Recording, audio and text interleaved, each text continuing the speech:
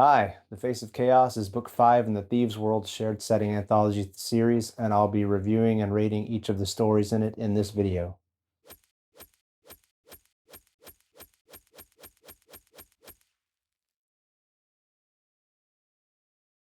The Face of Chaos starts off with an introduction story, and once again, the introduction has Hakim the storyteller trying to drum up business. He's mentioning the Face of Chaos to people passing by, which gets the attention of the half-Sedanzo fortune teller Illyra, since it's the name of one of her fortune-telling cards. They talk a moment, then a kid named Macaulay appears asking for a story, and once Macaulay pays, Hakim tells what happened when the Basib arrived at the docks of Sanctuary. Similar to previous introductions, this is an info dump disguised as a story. It's entertaining enough and basically sets up a new faction in Sanctuary called the Basib. The impending Basib arrival was hinted at several times in the previous anthology, which was called Storm Season. They finally arrived at the end of that book, so now it's a reality and Sanctuary's residents are learning to adjust. Like all the previous introductions, this isn't really a story, but it is full of info, so I'd give it a 6 out of 10. The next story in the collection is High Moon by Janet Morris. As with the other stories by Morris, this one revolves around Tempus and his sacred band, who are also called the Stepsons. It starts with the Necromant witch named Roxanne plotting to discredit one of the stepsons. Her wizard bosses sit north of the capital city of Rank, and they've tasked her with either making Tempus useless or coaxing him north toward the war being fought at the Wizard Wall. The next bit of the story is Tempus working with his second in command, who is named Critias or Crit. The story starts getting more complicated from there, and it involves the Necromant witch using a group of 13-year-old kids to force another stepson named Nico to do something for the witch. There's more, but I don't want to dive too deep here.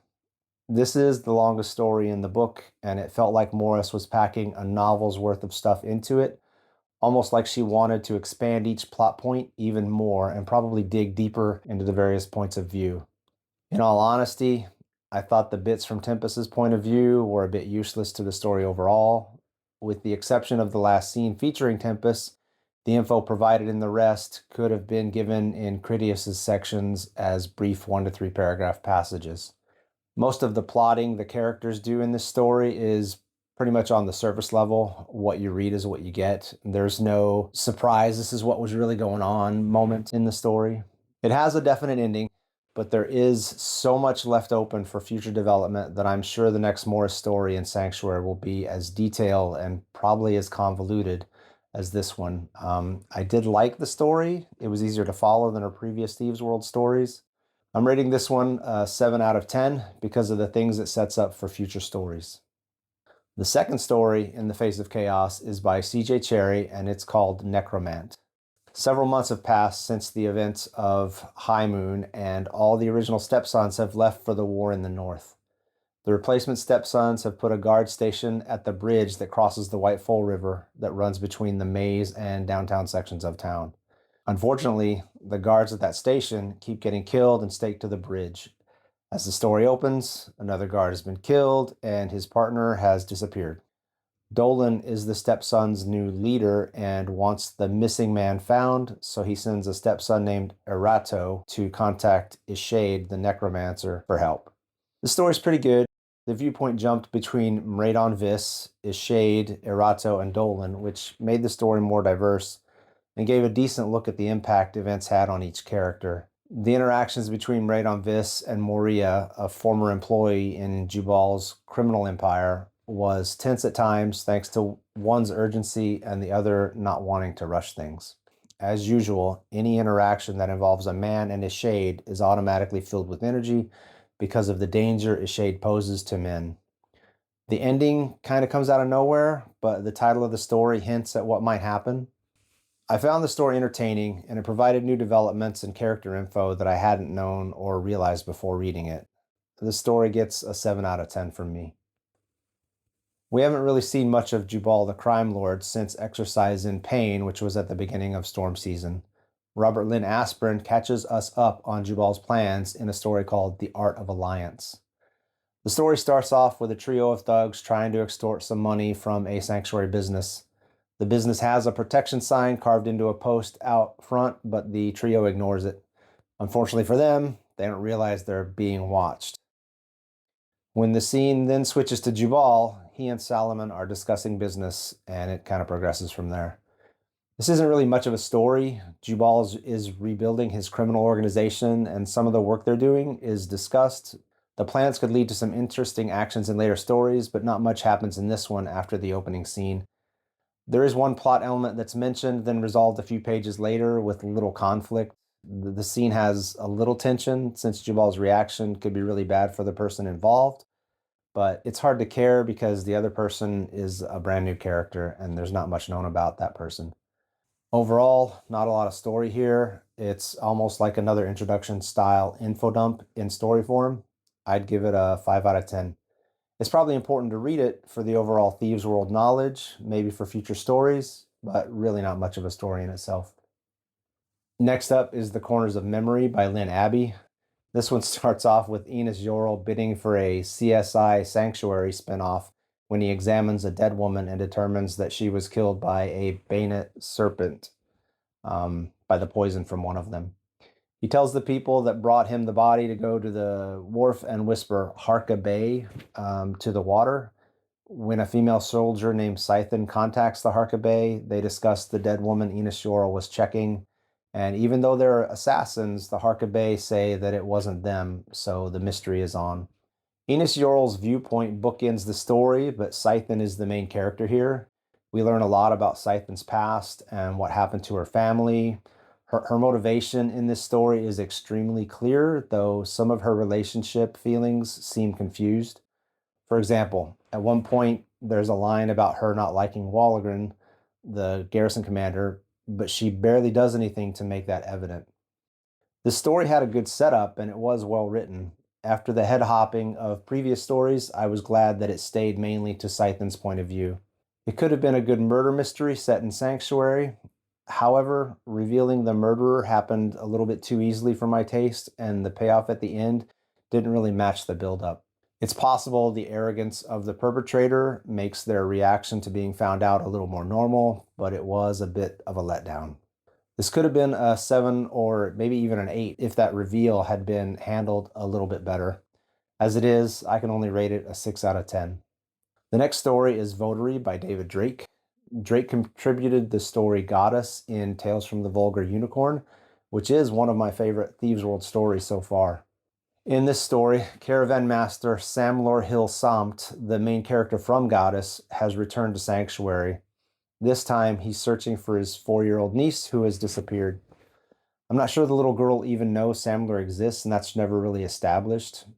Samlor visits Illyra, the fortune teller, and gets an idea why the girl has vanished, but not where she is.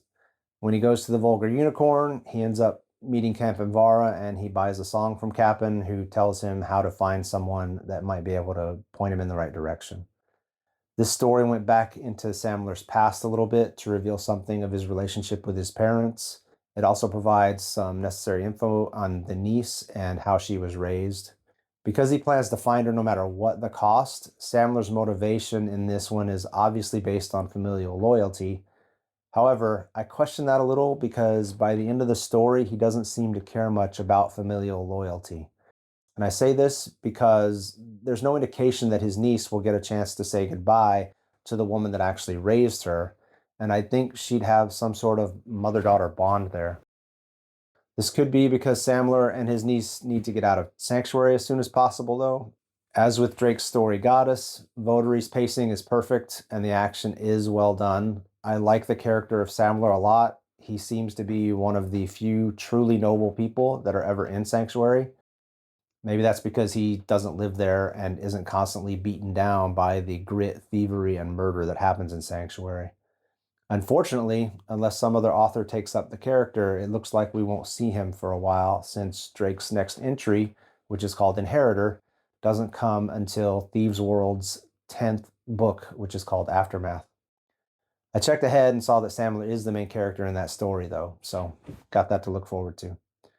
Because of the action, pacing, and honest character motivations, I have to give this one a 7 out of 10. It didn't blow me away, but it's a solid story with a brief dungeon crawl and a revelation at the end that is pretty interesting. It's too bad Drake didn't write more stories in this setting because he's obviously good at writing these fantasy tales. The final story in The Face of Chaos is called Mirror Image, and it was written by Dinah L. Paxson. She returns to her character Lalo the Limner, and this one is a natural continuation of something that was said to Lalo at the end of A Fugitive Art from the Storm Season anthology. After much contemplation, Lalo has decided to draw his own portrait. He knows it's risky considering that he'll be painting his true soul, but he risks it anyway. When his wife Gilla returns to their apartment, she finds Lalo in an unresponsive daze. The rest of the story follows Lalo through whatever is happening to him, and it follows Gilla in her efforts to break whatever caused this unnatural state that Lalo is stuck in. I liked this story, though I didn't find it as interesting as the previous Lalo stories. It seemed more internal in nature and didn't have the same amount of action and intrigue the previous stories had. It did explore Lalo's feelings about his art and his ability to paint souls. He questions if he still wants it, while Gilla's love for him is demonstrated in her efforts to bring him back from wherever his mind is gone. Though they have disagreements in every story they're in, Lalo and Gilla are the only two people in Sanctuary that actually seem to care more about someone else than they do about themselves. I'm rating this one a 6 out of 10. I have a criticism of this book as a whole. The introduction of the base sib at the end of Storm Season made it seem like some serious events might happen in The Face of Chaos. Unfortunately, there was only one story that really showed a little bit about how the base sib work. Because the authors were all working independently, it's sometimes difficult to tell if the base sib came in and completely took charge of Sanctuary, or if Prince Catechithus is just being nice and letting the base sib nobles and their guards stay at the governor's palace. Bits and pieces of the base sib culture are dropped as one-off lines in many of the stories, but there's no overarching connection or plot through line that makes the base sib presence even seem to matter much. Of the 5 Thieves World books I've read so far, I think I enjoyed this one the least. There's also a notable absence in this book, Shadowspawn.